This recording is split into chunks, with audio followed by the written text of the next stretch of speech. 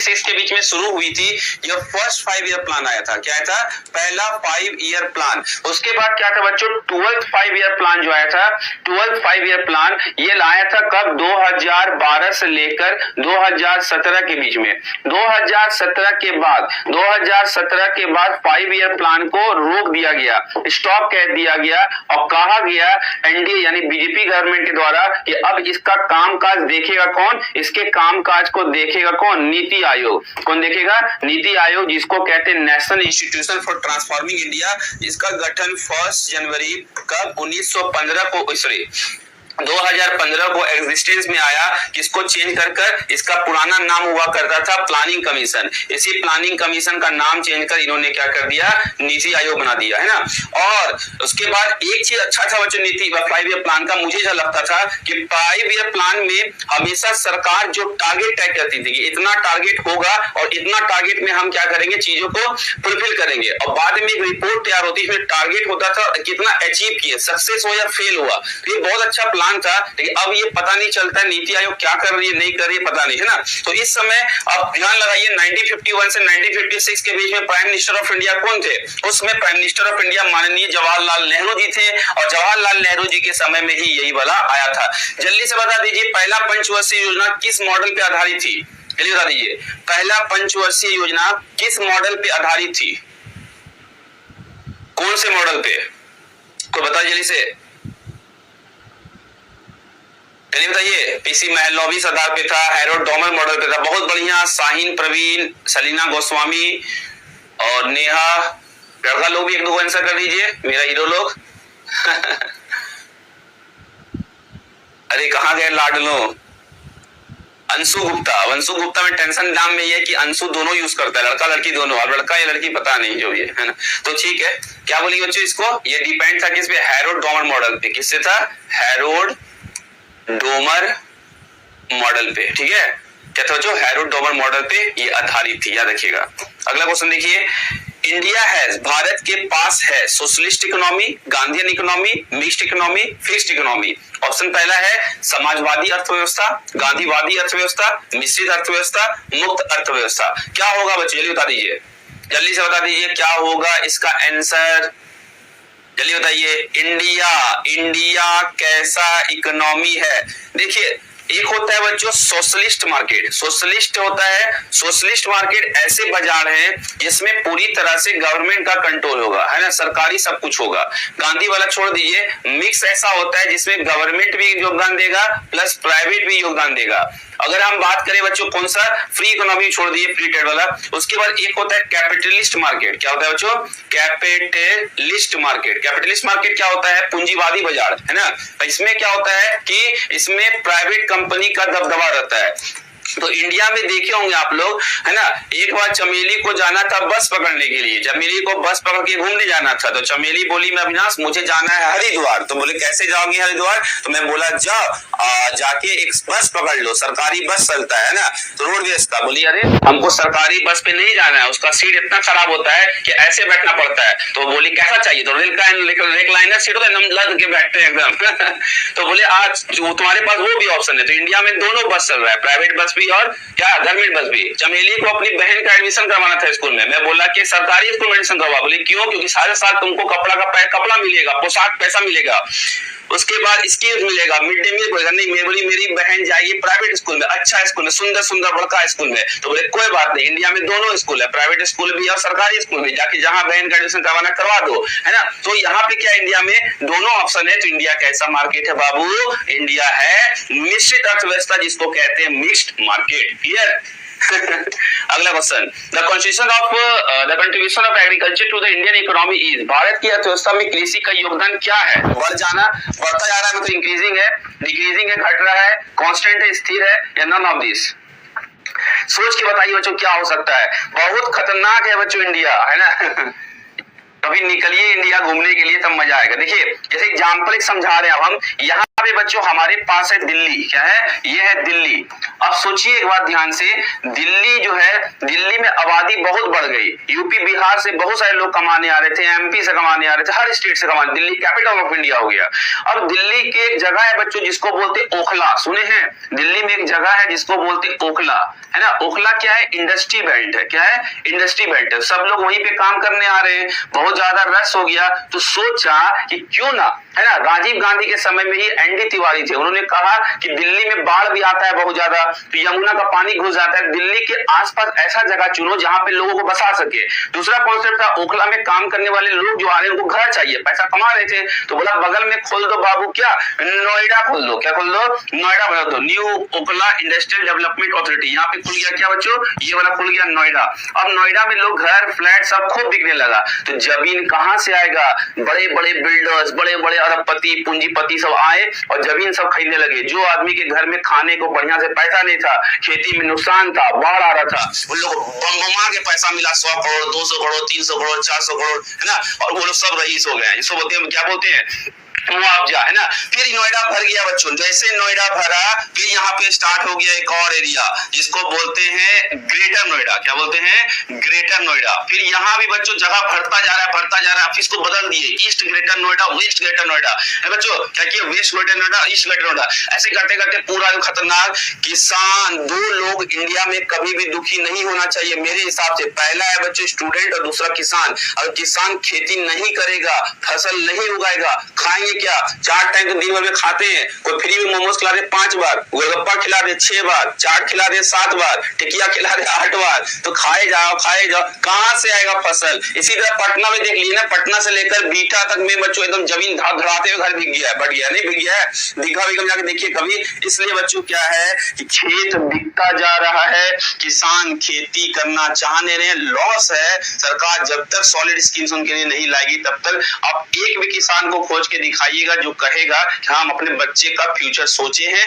अपने बच्चे को हम खेती में ही डालेंगे, बहुत कम मिलेगा, है ना बच्चों। तो इसलिए इंडिया में क्या है, घट रही है, क्या हो रही है, एग्रीकल्चर सिस्टम घट रही है ना। इसलिए, और स्टूडेंट के साथ भी, अगर एक स्टूडेंट के साथ कोई भी कहीं भी कोई भी प्रॉब्लम है, स्टूडेंट को लग रहा है कि पेपर लीक हुआ है, सरकार को कमेटी रखनी चाहिए कि कोई व्यक्ति जाके वहां पे आराम से बात कर सके। एक जिस तरह इलेक्शन का टाइमिंग होती है, इतने इतने तारीख को इलेक्शन होगा, इतने इतने तारीख को रिजल्ट आएगा, उसी तरह से बच्चों क्यों ना स्टूडेंट के लिए भी ऐसा हो जाए कि इतने तारीख को ही एग्जाम होगा, इतने तारीख को रिजल्ट आएगा, इतने तारीख को ज्वाइनिंग करवाएंगे, कितना अच्छा होगा। यहाँ तो बच्चे फॉर्म भर लेते हैं, फिर पेपर लीक होता है, फिर पेपर लीक के बाद नया एग्जाम होगा, उसके बच्चा डेट कब आएगा, डेट कब आएगा, डेट कब आएगा, यही तो है हमारा देश। चलिए अगला, national development council was set up in, राष्ट्रीय विकास परिषद की स्थापना कब की गई थी, 1948, 1950, 1951, 1952, चलिए बता दीजिए क्या होगा बच्चों। 6 अगस्त को ये हुआ था, चलिए बता दीजिए 6 अगस्त को हुआ था, रैपिड डेवलपमेंट के लिए, इकोनॉमी का विकास करने के लिए, चलिए बता दीजिए, चलिए बता दीजिए 6 अगस्त, क्या होगा, 6 अगस्त 1952, कब होगा, 6 अगस्त 1952 को, 6 अगस्त 1952 को क्या करने के लिए, इकोनॉमिक डेवलपमेंट के लिए, इकोनॉमिक डेवलपमेंट करेंगे, रैपिड डेवलपमेंट करेंगे, धड़ाधड़ डेवलपमेंट करेंगे। क्यों ऐसा, क्योंकि देश अभी तुरंत पाकिस्तान से अलग होके बना है और देश को बच्चों खड़ा करना है। तो ऐसा नहीं बच्चों, पास्ट में जो सरकार थी उन्होंने भी बहुत मेहनत किया है देश को आगे बढ़ाने में, क्योंकि बच्चों सोचिए क्या हाल हुआ आजादी के बाद, कुछ नहीं था हम लोग के पास ढंग से, सब कुछ स्टैब्लिश करना, बड़े बड़े आईटीज एनआईटीज इंस्टीट्यूट्स वगैरह है ना, तो आज जिसमें लिए एडमिशन करते हैं लोग, पढ़ना चाहते हैं इसमें। अगला, for the internal financing to the 5-year plan the government depend on, पंचवर्षीय योजना के आंतरिक वित्त पोषण के लिए सरकार निम्नलिखित पर निर्भर करती थी, taxation only, taxation and public borrowing, केवल कराधान के तहत, कराधान और सार्वजनिक उधार पर, public borrowing and deficit financing, सार्वजनिक उधार और घाटे का वित्त व्यवस्था, taxation, public borrowing, deficit financing, कराधान, सार्वजनिक उधार या फिर घाटे की वित्त व्यवस्था पे।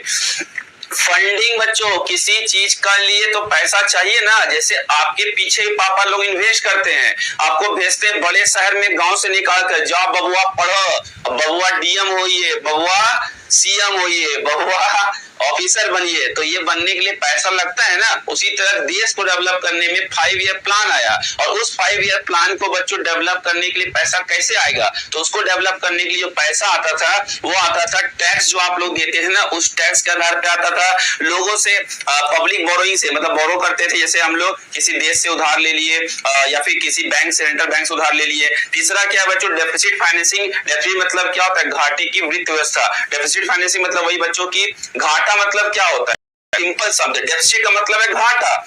जैसे मैंने मान लीजिए बच्चों इस रिमोट को मैंने खरीदा 100-500 रुपया में, और आप बोले सर कि रिमोट हमको दे दीजिए ना, तो बोले क्यों दे दे, मेरा पैसे कम, मुझे पैसा जरूरत भी थी, तो मैंने इसको आपको 100 रुपए में बेच दिया। इसमें मेरा घाटा, आपका कुछ नहीं जाता, मुझे नुकसान होता और आपको फायदा हो जाता। तो इसी तीनों चीजों से बच्चों क्या होता था कि सरकार फंडिंग करती थी किसको, 5 ईयर प्लान को। चलिए अगला, a tax burden of which increases as income increases is called. आय बढ़ने पर कर का बोझ बढ़ता है, उसे कहा जाता है। जल्दी बताइए। जैसे इसका क्वेश्चन समझाते हैं, आंसर देखिए आप लोग। जैसे रेग्रेसिव टैक्स, प्रतिगामी कर, इनकम टैक्स, आयकर, हायर टैक्स, उच्च कर, प्रोग्रेसिव टैक्स, प्रगतिशील कर। जैसे बच्चों मान लीजिए मेरी बच्चों सैलरी कुछ गिन चुन के टुकड़ टुकड़ आ जाता है। मान लेते एग्जांपल के लिए मेरी सैलरी आती थी 1 लाख रुपए साल में। कितना में, पूरे साल में मान लीजिए 1 लाख रुपए मैं कमाता हूँ। वही चमेली 2 चोटी बांध के कम से कम कमाती है एक साल में 20 लाख रुपया। एमएनसी में काम करती है, काम मल्टीनेशनल कंपनी में, है ना। 2 दिन छुट्टी भी होता है सैटरडे संडे को, है ना। उसके बाद 1 दिन वर्क फ्रॉम होम भी मिल जाता है। जो एमएनसी में काम करते हैं, फ्राइडे को घर से काम करने को मिलता है, सैटरडे संडे छुट्टी होता है। उसको लोग कहते हैं इंग्लिश शब्द में, बड़े बड़े लोगों भाषा में, कि वीकेंड्स। क्या कहते हैं वीकेंड। अब क्या हुआ बच्चों, हम जो थे ना, तो हम 1 रुपए टैक्स पे नहीं कर रहे थे। क्यों, क्योंकि मेरा 1 लाख रुपए था। वही चमेली जब 20 लाख रुपए ज्यादा कमा रही थी, इसको मोर देन 30% टैक्स देना पड़ा था। कितना बच्चों, मोर देन 30% टैक्स। और चमेली के बोली अविनाश मेरा तो पैसा बहुत कट जाता है और तुम्हारा नहीं कट रहा है, ये नाइंसाफी है मेरे साथ। बोले चमेली तुम्हारा सैलरी भी तो 20 लाख रुपए साल है, मेरा कितना है, 1 लाख रुपए साल। तो सैलरी के हिसाब से इस टैक्स कटना चाहिए। ये इंडिया में होता भी है, हर साल फाइनेंस में ऐसा बताया जाता है कि कहां पर कितना चीजें होती है। इस तरह के टैक्सेशन को ही कहते हैं प्रोग्रेसिव टैक्स, इसको बोलते हैं प्रगतिशील कर। क्लियर। जैसे एक बार टैक्स स्लैब देखिए, ये ओल्ड टैक्स स्लैब और न्यू टैक्स स्लैब दोनों को समझिए ध्यान से एक बार। जैसे कोई 2.5 लाख रुपया तक कमाता था तो उसको 0% टैक्स लगता था। अगर 2.5 से 5 लाख कमाता था तो 5%। ऐसे पुराना चार्ट है ये। न्यू चार्ट में क्या बच्चों, अब तो 3 लाख तक रिलैक्सेशन है। अगर एक साल में कोई 3 लाख तक कमा रहा है तो उसको रिलैक्सेशन है। 3 से 6 लाख में 5%, 6 से 9 लाख में 10%, 9 से 12 लाख में 15%, 12 से 15 लाख में कितना 20%, और अबव 15 लाख 30%। तो ये टैक्स का स्लैब है बच्चों। इस तरह से टैक्सेशन स्लैब चलती है, और जैसे आप सैलरी कमाएंगे इसी को बोलते हैं प्रोग्रेसिव, क्योंकि आप प्रोग्रेस कर रहे हैं तो आपको टैक्स भी ज्यादा पे करना पड़ेगा। इसलिए बच्चों देखिएगा, जितने लोगों की सैलरी 1 लाख रुपया से ऊपर होता है ना, वो क्या करते हैं, ईएमआई पे सामान खरीदना शुरू कर देते हैं। इक्विटेड मंथली इंस्टॉलमेंट, सुने बच्चों, ईएमआई पे सामान खरीदना शुरू कर देते हैं। क्यों बच्चों, जैसे मान लीजिए आपका सैलरी, एग्जाम्पल बता रहा हूं, मान लीजिए सैलरी 20 लाख रुपए चमेली का, मान लीजिए, है ना, 20 लाख रुपए सैलरी है चमेली का। और मान लीजिए इसमें क्या हो रहा है, इसका मान लीजिए 6 लाख रुपए टैक्स जा रहा है। कितना जा रहा है, 6 लाख रुपए टैक्स जा रहा है। तो मैंने चमेली को सजेशन दिया, चमेली 6 लाख रुपए तुम्हारा टैक्स जा रहा है, तुम ऐसा करो ना, तुम एगो खरीद लो मर्सिडीज कार। क्या खरीद लो, एगो खरीद लो फ्लैट, है ना। तो वो क्या होगा बच्चों, अगर ये फ्लैट खरीदती है तो फ्लैट में मान लीजिए इसका 50,000 रुपए जा रहा है, क्या इंस्टॉलमेंट, ईएमआई जा रहा है ना, ईएमआई जा रहा है। उसी तरह से कार खरीद ली तो कार में भी 50,000 क्या जा रहा है, ईएमआई जा रहा है। तो ये बच्चों क्या करेगा, ये 50 1 लाख रुपए का इसको टैक्स में रिबेट मिल जाएगा, मतलब इसमें से 1 लाख रुपए नहीं कटेगा। क्लियर। इसलिए आप देखिए जितने बड़े आदमी है ना, हमेशा ईएमआई पे ही सामान खरीदते हैं। 2 लोग, एक तो मिडिल क्लास लोग भी, और इसी का टैक्स बचाने का एक बहुत बढ़िया सा तरीका है। क्लियर। चलिए अगला, Which of the following commission is not provided in the Constitution of India? निम्नलिखित में से किस आयोग का प्रावधान भारत के संविधान में नहीं है? Planning commission, UPSC, finance commission, election commission. कौन सा कमीशन का बच्चों नहीं है हमारे संविधान में कोई जिक्र? एग्जाम्पल के लिए समझिए क्या कहना चाह रहा है क्वेश्चन ये कहना चाह रहा है, जब भी ऐसा कोई भी विभाग जिसका आर्टिकल होगा, क्या होगा, अनुच्छेद होगा, उसका संविधान में जिक्र होगा। तो जैसे बच्चों इलेक्शन कमीशन ऑफ इंडिया है ना, फाइनेंस कमीशन है ना बच्चों 280, यूपीएससी ये भी है, लेकिन आपके पास कौन सा है, प्लानिंग कमीशन का कोई जिक्र हमारे संविधान में नहीं है। एक्सिक्यूटिव लोग, बहुत सारे लोग बैठे और बैठ के निर्णय लिए कि हमारे देश में क्या होना चाहिए, फाइनल प्लानिंग कमीशन होना चाहिए। प्लानिंग कमीशन को बना दिया गया है ना। चलिए अगला, what is the normal tenure of a panchayat, panchayat का सामान्य कार्यकाल कितने वर्ष की होती है, 3 साल, 4 साल, 2 साल, 5 साल, है ना।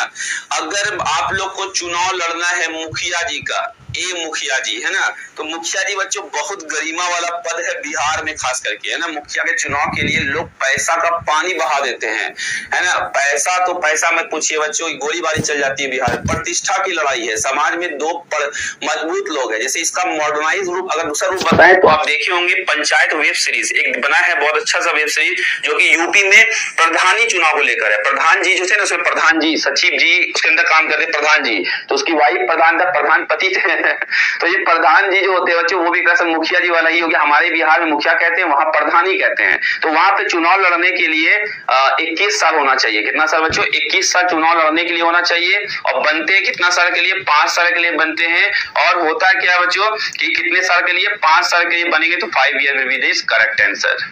क्लियर।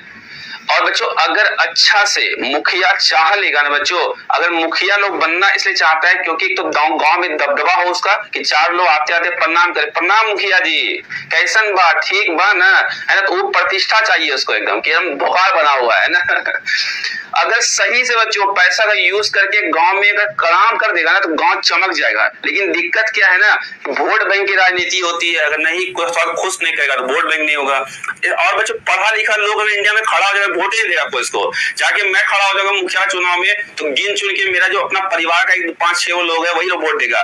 मेरा गोतिया भी अगर हमसे गुस्सा हुआ, तो गोतिया समझते हैं बच्चों, पापा के भाई को गोतिया कहते हैं बिहार में, वो भी वोट नहीं देगा।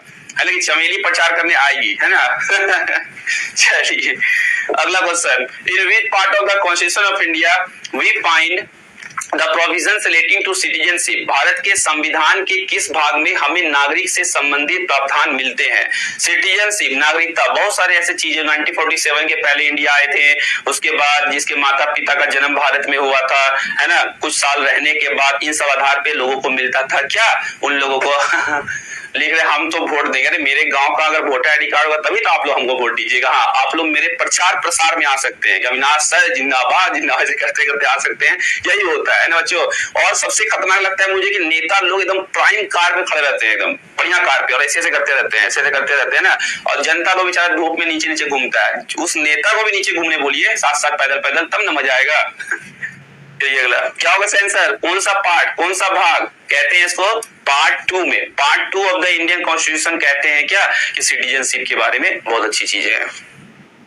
अगला, the council of minister is collectively responsible to the, मंत्री परिषद सामूहिक रूप से किसके प्रति उत्तरदायी है। ये क्वेश्चन में लोगों को अक्सर कंफ्यूजन होता है। मैं अच्छे लोगों को देखा हूं ना, क्या कि लोग जो है ना कंफ्यूज है इसमें। कहा अभी जो मंत्रिमंडल बना है, जैसे फिर से डिफेंस मिनिस्टर बने कौन बने, राजनाथ सिंह बने। उसी तरह से आप देखे होंगे कि आचार्य शिक्षा मंत्री वगैरह बने हैं, धर्मेंद्र प्रधान वगैरह, बहुत सारे लोग ऐसे क्या मंत्री होम मिनिस्टर फिर अमित शाह बन गए, रेल मिनिस्टर फिर सुनील वैष्णव बन गए, है ना। तो इस तरह से बच्चों ये जो होते हैं किसके तरफ कलेक्टिवली रिस्पॉन्सिबल होते हैं, राष्ट्रपति के दायित्व, प्रधानमंत्री की तरफ, लोकसभा की तरफ या राज्यसभा की तरफ, जल्दी बता दीजिए कौन तरफ। जल्दी बताइए, ये होंगे किसके तरफ, लोकसभा की तरफ। ध्यान रखिएगा बच्चों, क्वेश्चन लोग कंफ्यूज होते हैं कि प्रधानमंत्री की तरफ होंगे या पार्लियामेंट की तरफ होंगे। ना ना ना, राष्ट्रपति की तरफ भी नहीं, किसकी तरफ होंगे, लोकसभा की तरफ, ठीक ना। अगला question, more than 65% of working population of India is engaged in, भारत की 65% से अधिक कार्यशील जनसंख्या निम्नलिखित कार्यों पे लगी हुई है। पहला बच्चों public sector, primary sector, secondary sector, tertiary sector. जल्दी बताइए, जल्दी बताइए बच्चों, जल्दी बताइए, जल्दी बताइए, जल्दी बताइए।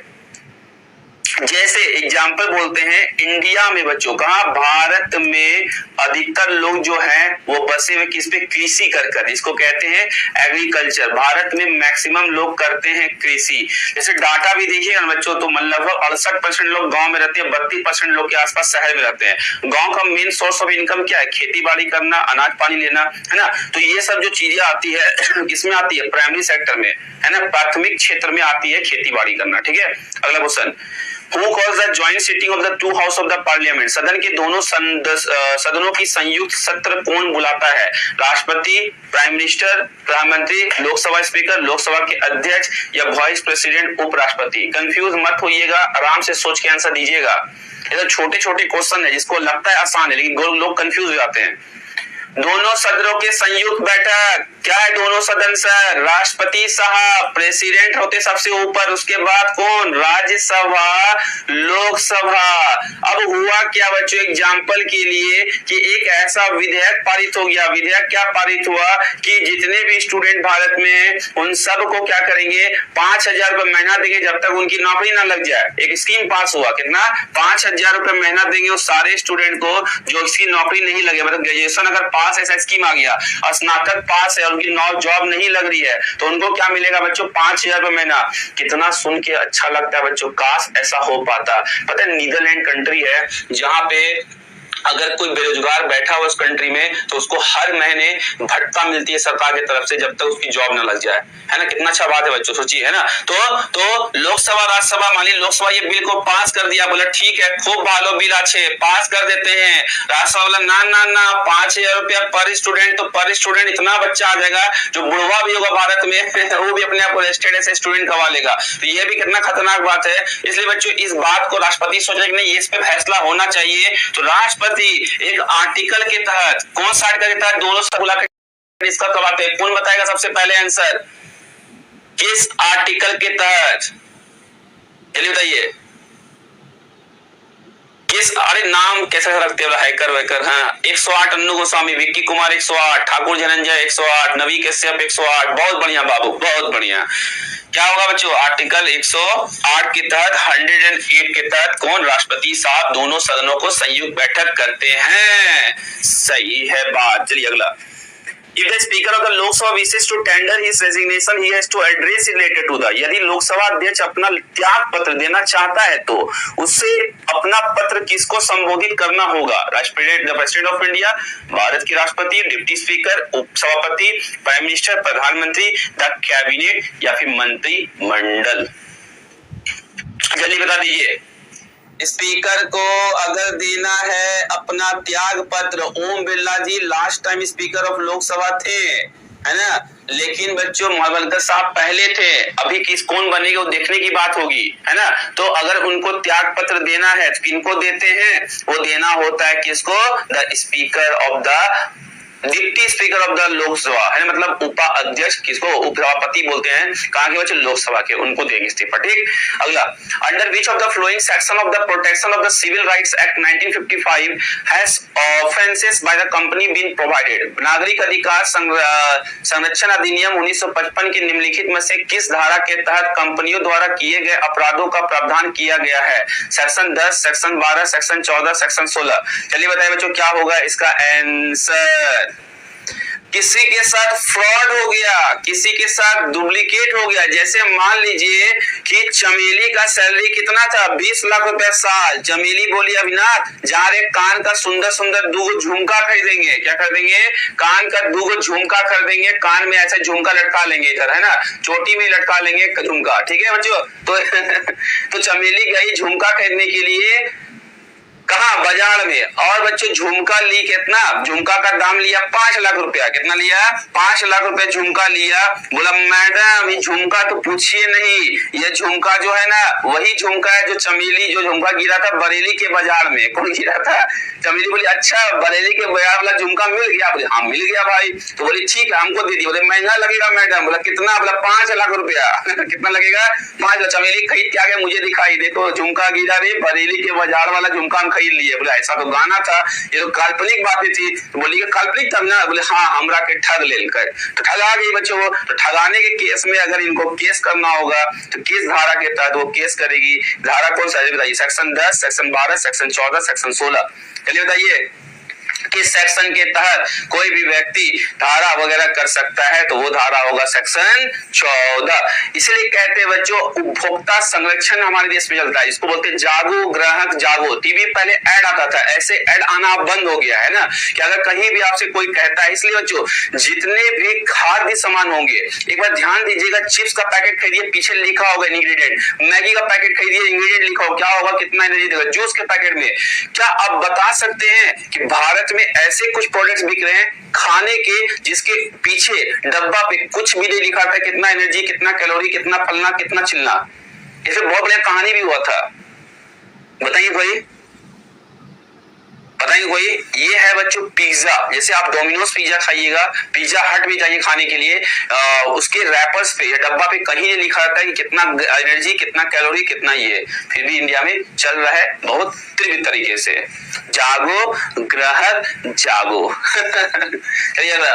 What is the maximum number of the state question that can be asked in the Lok Sabha on the particular day? किसी विशेष दिन लोकसभा में अधिकतम कितने तारांकित प्रश्न पूछे जा सकते हैं? देखिए बच्चों आपको पहले भी बहुत बार बता चुके, एक बार फिर से बता देते हैं कि पार्लियामेंट में, कहा बच्चों पार्लियामेंट में, पार्लियामेंट का काम काज बताए थे ना आपको कि 11 बजे खुलता है, फिर 12 बजे 12 PM, फिर बच्चों 1 PM, फिर बच्चों 2 PM, फिर 5 PM और फिर 6 PM।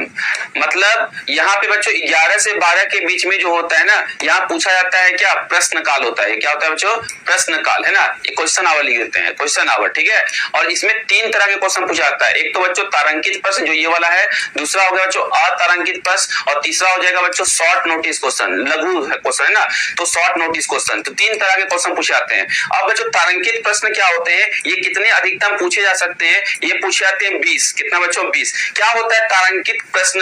जैसे मान लीजिए, मान लेते हैं कि कोई व्यक्ति, मान लीजिए कि चमेली चुनाव लड़ी और बन गई मंत्री। क्या बन गई बच्चों? मंत्री बन गई। अब हम थे ना, हम थे बस सिंपल सांसद, बन गई वो। तो मान लीजिए बच्चों शिक्षा मंत्री हमारी चमेली बन गई, ठीक है। तो हम इधर से खड़े होंगे और बोलेंगे मंत्री साहिबा आप बताइए कि आप स्टूडेंट लोग के ग्रेजुएशन करने में का जो भी चीज है, मतलब ग्रेजुएशन करने के बाद बच्चे के बारे में क्या सोच रहे हैं। तो हम मुंह से क्वेश्चन पूछेंगे, हम बैठ जाएंगे, उधर चमेली खड़ी होगी, बोलेगी हम कुछ नहीं कर रहे हैं।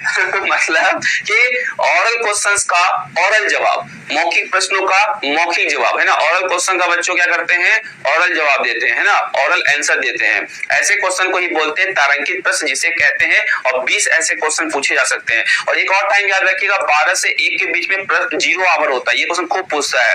1 से 2 के बीच में लंच होता है। पहले बताएं 2 घंटा काम करते हैं, लोग को भूखवा सलाह देता है, नहीं फिर भूख खाने चले जाते हैं लोग। चलिए अगला, economic survey is published by, आर्थिक सर्वेक्षण डैश द्वारा प्रकाशित किया जाता है। आर्थिक सर्वेक्षण है क्या? 1 साल का डाटा, सरकार 1 साल में क्या क्या डाटा, क्या क्या खर्चा पानी सब होता है, जिसे कहते हैं इकोनॉमिक सर्वे। कौन पेश करता है? वित्त मंत्रालय, योजना आयोग, भारत सरकार, भारतीय सांख्यिकी संस्थान, ministry of finance, planning commission, government of India, Indian statistical institution. जल्दी बता दीजिए क्या होगा इसका आंसर, क्या होगा इसका आंसर, जल्दी बता दीजिए। सिंपल फंड है बच्चों, ये जब भी रिलीज करता जाता है मिनिस्ट्री ऑफ फाइनेंस के द्वारा, वित्त मंत्रालय के द्वारा। याद रखिएगा फाइनेंस मिनिस्ट्री जो है प्रोड्यूस करते हैं इकोनॉमिक सर्वे ऑफ इंडिया, ठीक है। अगला, milk cheese egg are the source of, दूध पनीर अंडे किसके स्रोत हैं? CA, BC, जल्दी बताइए। देखिए तो क्या है ये CD, BC? देखिए सुनिए ध्यान से। जैसे अगर आप बात कीजिएगा बच्चों किसका, एक मिनट, अगर आप बात कीजिएगा किसका बच्चों, बात कीजिएगा किसका, विटामिन का। किसका बच्चों? विटामिन का अगर बात कीजिएगा तो विटामिन 2 तरह के होते हैं। एक होता है जो पानी में घुलनशील, वाटर सोल्यूबल, है ना, और एक होगा क्या, किसमें घुलनशील? एक होगा बच्चों फैट सोल्यूबल। क्या होता है? Fat soluble. याद रखिए बच्चों जब पानी में डूबते हैं तो हम चिल्लाते हैं बचाओ। पानी में डूबे, मान लीजिए मैंने चमेली को उठा के पानी में फेंक दिया और चमेली को तैरने चिल्ला बचाओ बचाओ बचाओ, कहां घुस गई 5 मिली पानी में, तो बी से ब, सी से चौ, तो बी सी पानी में घुलनशील होती है, और बचा कौन ए डी ई के, ये कहां होगा बच्चों, फैट्स में घुलनशील, वसा में घुलनशील। तो आप सोचिए एक बार ध्यान से कि वही कहना चाह रहा है क्वेश्चन, क्या कहना चाह रहा है कि इनमें से कौन सा बच्चों विटामिन, आप सोचिए कि विटामिन सी लेमन में होता है, ऑरेंज में होता है, आंवला में होता है, जो इम्यूनिटी बूस्ट करता है। तो विटामिन सी कभी बच्चों अंडे में होगा क्या, जल्दी बताइए, अंडे में होगा विटामिन सी? नहीं होगा, है ना। तो मेनली बच्चों क्या है, सी तो नहीं होगा, सी जहां जहां है उसको छांट दीजिए, सी जहां जहां है छांट दीजिए, तो इसका आंसर क्या हो जाएगा, ए एन, क्या हो जाएगा बताइए, सी वाला होगा क्या, बताइए, सोच के बताइए एक बार।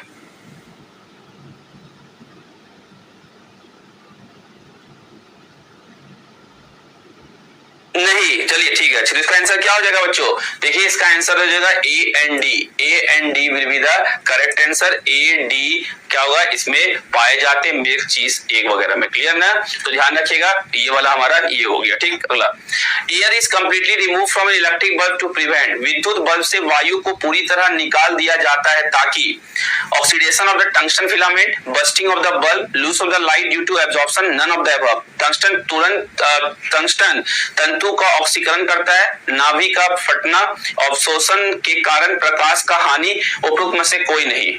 चलिए बता दिए बच्चों, देखिए होता क्या है, सुनिए कहानी ध्यान से।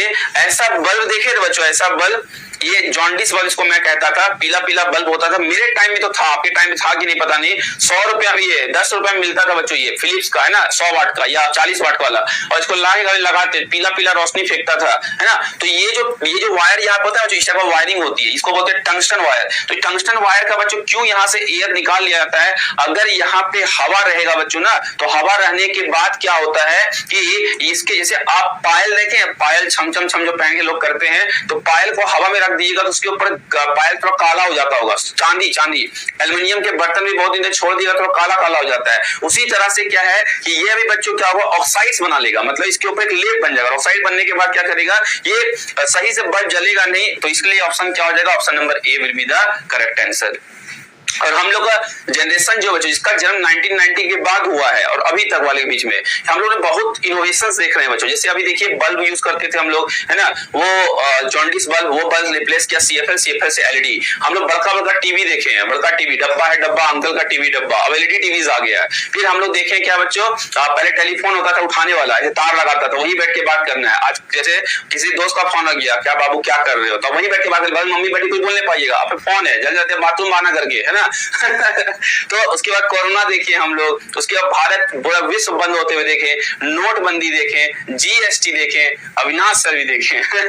चलिए अगला बच्चे देखिए question, penicillin an antibiotic is obtained from, penicillin एक एंटीबायोटिक है, किससे प्राप्त किया जा सकता है, फ्लावरिंग प्लांट, पुष्पपौधी, फंगस, कवक, वायरस, विषाणु, बैक्टीरियम, जीवाणु से। किससे बच्चों हम लोग पेनिसिलिन निकालते हैं, जल्दी बता दीजिए। पेनिसिलिन बच्चों एंटीबायोटिक की तरह यूज करते हैं, एंटीबायोटिक मतलब बैक्टीरियल इन्फेक्शन से बचाने के लिए, जल्दी बता दीजिए क्या होगा इसका आंसर। इसका आंसर होगा पेनिसिलियम फंगस से। किससे निकालते हैं, कवक से, पेनिसिलियम फंगस से ही निकालते हैं क्या हम लोग, ये क्लियर। अगला question, during formation of bread the product that raise the bread is, रोटी के निर्माण के दौरान वह उत्पादन जो रोटी को बढ़ाता फुलाता है वो क्या कहते हैं। जब बेकिंग सोडा का इस्तेमाल करते हैं बच्चों हम लोग केकों में, मम्मी लोग घर में देखिए बेकिंग सोडा बेकिंग पाउडर का इस्तेमाल करती है फुलोड़ी वोड़ी बनाने में, जैसे हम लोग इसको डालते हैं बच्चों सोडियम बाइकार्बोनेट के साथ खट्टा इसमें मिला के, तो ये क्या करता है ना, उससे CO2 गैस निकाल देता है, NaHCO3, सोडियम बाइकार्बोनेट, क्या, सोडियम बाइकार्बोनेट। और जैसे इसमें बच्चों कुछ खट्टा वट्टा, जैसे टाटरी के खट्टा मिला दीजिए, क्या मिला दीजिए, खट्टा मिला दीजिए। उसके बाद क्या होगा बच्चों, इससे CO2 गैस को बाहर कर देता है, केक को बनेगा फ्लफी, है ना। देखिएगा आप एक और चीज देखे होंगे, आजकल की लड़की लोग क्या करती है, दिन भर सोशल मीडिया पर रहती है, इंस्टाग्राम पे रील देख लेती है, अरे वाह ऐसे केक बनता है, मम्मी आज हम भी केक बनाएंगे। एक बार मेरा रिलेटिव बच्चा जाकर पार्ले जी बिस्किट खरीद के ले आई बच्चों, है ना, इनो घोल घोल आगे बताइए कैसा लग रहा है। इनो वाला केक कौन खाएगा, है ना। कल यहाँ भी कुछ लोग होंगे जो इनो वाले केक बनाते होंगे, नहीं। चलिए अगला question, which of the following causes AIDS, निम्नलिखित में से कौन सा एड्स का कारण बनता है, रूबेला वायरस, कार्सिला वायरस, कार्निबैक्टीरियम डिप्थेरिया या फिर बच्चों HIV। कौन सा बच्चों कारण बनता है किसका? एड्स का। एड्स होने का मेन रीजन क्या है? What is the reason behind the AIDS? चलिए बता दीजिए। एड्स होता क्यों बच्चों? एक्वायर्ड इम्यूनोडेफिशिएंसी सिंड्रोम, क्या बोलते हैं इसको? एक्वायर्ड इम्यूनो डेफिशिएंसी क्या सिंड्रोम। और ये होता है क्यों बच्चों? ये होता है ड्यू टू वायरस। वायरस कौन सा वायरस? वायरस का नाम है HIV, human immuno deficiency virus, है ना। किसके कारण होता है? वायरस के कारण। HIV होता क्या है? ऐसे व्यक्ति से ब्लड लेना जिसको पहले से HIV है, एक से अधिक बार सिरिंज, मतलब एक सिरिंज होता है इंजेक्शन वाला, उससे अधिक से यूज कर लिए, है ना, या अनप्रोटेक्टेड संभोग ऐसे के साथ करना जिसको एड्स है, या एक से अधिक के साथ, तो भी क्या होगा? एड्स होगा। एड्स डे कब मनाते हैं? बता दीजिए। When we celebrate AIDS day, चलिए बताइए, एड्स डे कब मनाया जाता है? चलिए बताइए। हाँ, एलिसा टेस्ट करते हैं, बहुत बढ़िया। हाँ, 1 दिसंबर को, है ना। क्या होगा बच्चों? ELISA test. क्या होता है? एलिसा टेस्ट करते हैं। और दूसरा क्या होता है? 1 December is celebrated as the AIDS day. अगला, the Narasimhan committee was associated with. Narasimhan समिति किससे जुड़े थे? Income tax structure, banking structure, import and export restructuring, depoliticising appointment in the public sector undertaking. सार्वजनिक क्षेत्र के उपक्रमों में नियुक्तियों का गैर राजनीतिकरण, आयात और निर्यात पुनर्संरचना, या फिर बच्चों बैंकिंग संरचना, या फिर बच्चों आयकर संरचना। चलिए बच्चों, किसके लिए नरसिम्हन कमेटी बनाया गया था? नरसिम्हन कमेटी बनाया गया था रिफॉर्मेशन किसमें? बैंकों में रिफॉर्मेशन के लिए। बैंक का व्यवस्था कैसे अच्छी हो सकती है। अगला, following women was the first to be feature on an Indian stamp. निम्नलिखित महिलाओं में से कौन पहली भारतीय स्टैम्प पर चित्रित होने वाली थी? मतलब स्टैम्प पेपर देखिए, जो स्टैम्प होता था, पहले टिकट होता था, टिकट चिपकाते थे, किसी को लेटर वेटर चिट्ठी विट्ठी भेजना है तो। आजकल कितना आसान जिंदगी हो गया बच्चों, वहां से चिट्ठी भेजते थे पहले, उसके बाद बच्चों क्या करते थे ना, फैक्स करते थे लोग, FAX फैक्स, है ना। उसके बाद क्या आने लगा बच्चों? ईमेल्स आ गया, है ना। कितना आसान जिंदगी हो गया बच्चों, दिन पर दिन। तो इसे कहते हैं क्या बच्चों? किसका था? रानी लक्ष्मीबाई, मीराबाई, इंदिरा गांधी, रजिया सुल्तान। क्या लगता है? रानी लक्ष्मीबाई नहीं, रानी लक्ष्मीबाई नहीं होगा, रजिया सुल्तान। दिल्ली सल्तनत की पहली और आखिरी महिला शासक, उसके नाम पे कौन बनवाएगा? थोड़ी ना वहां पे बच्चों अल्तुनिया होगा जो बनवा देगा उसके लिए। अल्तुनिया था ना बच्चों उसका बहुत करीबी। कौन होगा? मीराबाई। कौन होगा बच्चों? मीराबाई। देखिए, ये है मीराबाई, है ना। पोइटिस थी, पोइट लिखती, पोइट कैटेगरी में आती थी। और इन्हीं बच्चों पहली बार स्टैम्प पेपर लागू किया गया था। और इस तरह से बच्चों बहुत सारे लोग हैं यहाँ पे देख रहे हो, इंदिरा जी देख रहे होंगे, उसके बच्चों मदर टेरेसा, फिर ये बच्चों ये जो थी निर्जा जो उसमें हुई थी, क्या बोलते हैं, जो फ्लाइट से लोगों को बचाई थी। तो इस तरह से बहुत सारे लोगों का आता रहता है। अगला होमवर्क रहेगा बच्चों आज के लिए, पाइनएप्पल क्या है? अनानास खाए हैं, बहुत अच्छा